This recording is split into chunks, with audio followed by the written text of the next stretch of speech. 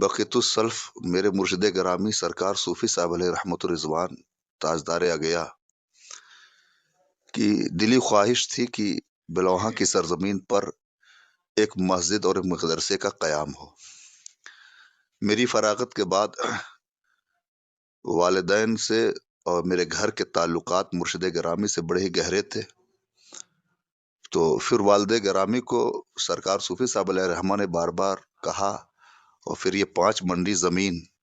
میرے والد محترم نے علاقائی علماء اور عوام الناس کے تعاون سے خریدی، اور خریدنے کے بعد پھر یہاں پر 2006 میں میرے مرشد گرامی نے اپنے دست پاک سے بنیاد رکھی، جبکہ اس بنیاد میں سرکار حجت العلم مفتی قدرت اللہ علیہ رحمہ اور میرے ایک استاذ ہیں معاقم الدین صاحب قبلہ، اس کے علاوہ علاقائی سطح سے اکثر و بیشتر سارے علماء اہل سنت اس وقت موجود تھے، جس وقت اس پچھمی کونے پر میرے مرشد گرامی نے اپنے دست پاک سے 3 اینٹا بنیاد رکھی تھی۔ اور بنیاد رکھنے کے بعد پھر آپ نے دعا فرمائی،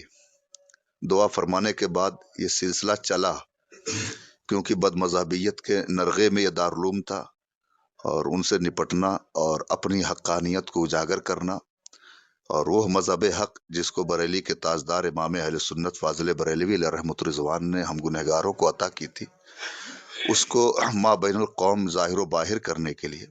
مرشد گرامی نے اس کی بنیاد بھی ڈلوائی، اور ڈلوانے کے بعد دعائے خاص بھی فرمائی، اور آج انہی دعاؤں کا ثمرہ ہے کہ آج یہ صحرا بھی دیکھنے کو مل رہا ہے۔